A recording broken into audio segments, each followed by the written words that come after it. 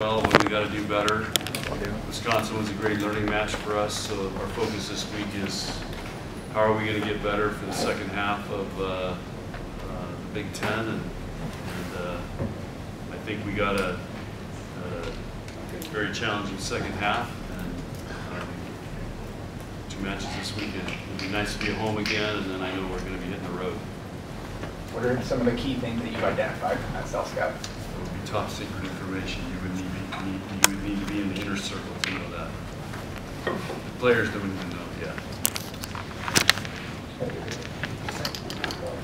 John, did you see the TV numbers? So maybe the question is, what do you have to do to get in the inner circle? You're Jordan Larson, no problem. Win an Emmy, win a Pulitzer, get hired by Sports Illustrated or something, and let you in the inner circle. Keep working at it. Yeah, I saw the numbers today. Looks like we did pretty good. So record and competed with football, and so I'm not surprised. I mean, they did a great job of promoting that match, and I think the biggest thing is that the match delivered. It was a great match, and people are still fascinated by it and still talking about it. And but my job is to get us ready to play Maryland Friday. So I'm not really talking about that match anymore. It's just, what can we learn, and what can we learn from the first half of the Big Ten, and how are we going to get better? After a match like that, do you ever have any trouble getting your players to understand that we still have to get better? That's the challenge this week. Hell yeah, it's a big challenge. And you don't know how teams are going to handle it. And I don't, not everybody practiced yesterday. It was kind of a mixed day for us, so that'll be the big message today.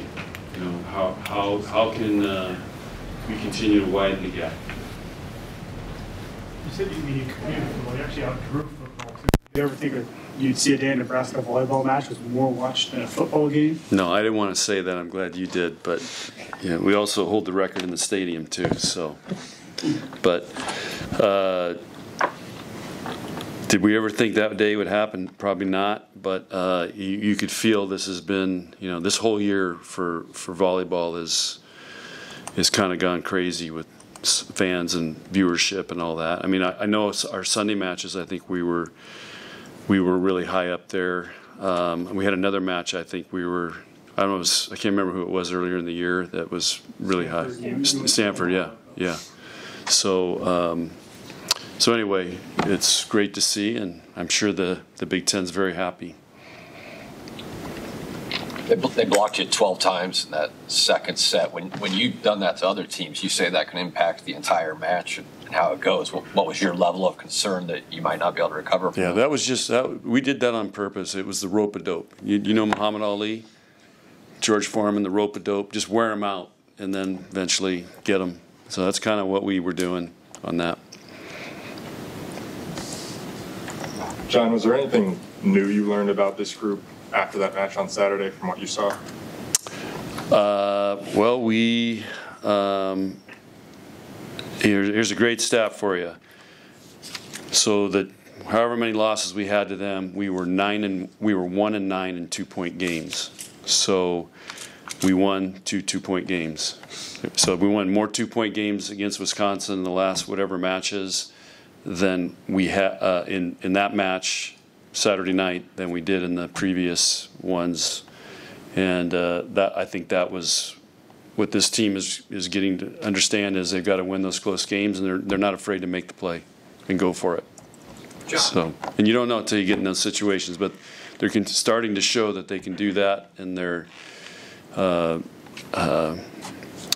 got the confidence and the belief to do it. That's what it is. You got to have the belief. It's no different than hitting a field goal, second field goal, late drive down the field, just having the belief to do it. That's what I love about watching the NFL. Every game comes down right to the end, and those guys believe they're going to win. Doesn't matter how much time's left, and so that's what I'm learning about this team. John, you got state volleyball and postseason volleyball for high school coming up. I mean, with how popular volleyball has become, you said kind of nationwide now. I mean, how much of a good branding is that going to be for the state of Nebraska and, the state of volleyball? I probably would be willing to bet that there's going to be a lot of interest, and there's some really good teams and some great stories if you follow high school volleyball. I just think, there's a buzz for volleyball right now, and they always draw really well. I mean, we can't even work. We must be on the road for state this year, but I know the years we've been here, we can't even go into Vandy. It's so loud in there, you can't think in our offices. When you got the bands and 2 high schools going,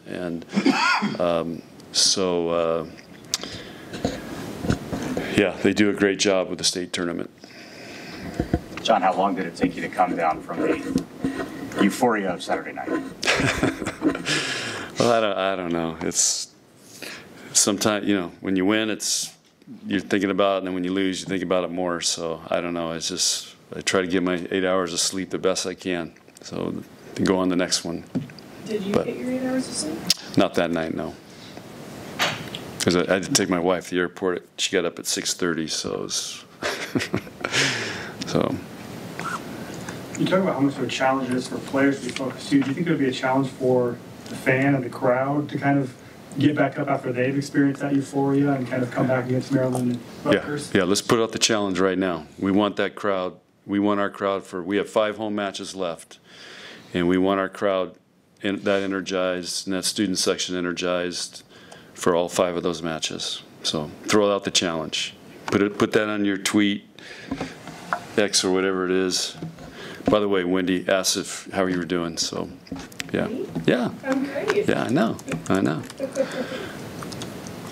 When did you know the students were lined up that early in the day? What was it like to see that? Oh, I got there like I think 9:30 in the morning, and then I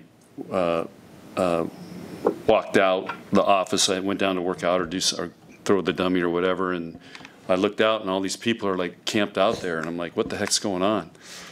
I had no idea, and then it just grew and grew, and by this after practice, when we were having pregame meal up there, up on the 3rd floor, I mean, it was lined up all the way around Hendricks. So I tweeted the picture out. They're saving money because they're not in the fake and bake. They're just out there laying out like it's a beach day. It was great weather. Students do that. They go to those things. John, what are your expectations for the second half of the Big Ten season? Just a lot of 1-point battles that we're going to focus on and continue to focus on our side, really hard on our side. Do you feel like you have a really good handle on the league right now after watching everybody go 10 matches through? Not really, because there's some teams we haven't seen, like this weekend. Trying to think who else. Some schools we're finished with. We haven't seen Iowa yet. All I know is, there's a lot of 5-game matches, and there's a lot of back and forth, and you better bring your A game. Questions? What I'm learning, Kevin, is the game in the Big Ten has no memory. So from night to night, week to week, the game has no memory, and that's why you're seeing a lot of great matches.